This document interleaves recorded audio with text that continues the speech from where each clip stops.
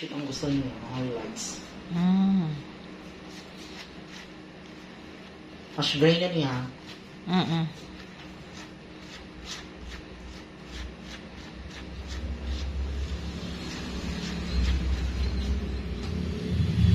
Hindi na tapos second coat kay mabrittle na niya siya. Kasi ang style ng hair mo is manipis. At saka galing niya siya sa bleaching na dami, di ba? May highlights na meron siya. Alam mo ko, gibutang purple shampoo. Kumot. Nag-change tayo, no? Ibang bilis. So, unsay mo hang, secret, bakit ang bilis nag-change? Dahil sa purple shampoo. Oh, really? Goodbye yellow tone, nungod siya.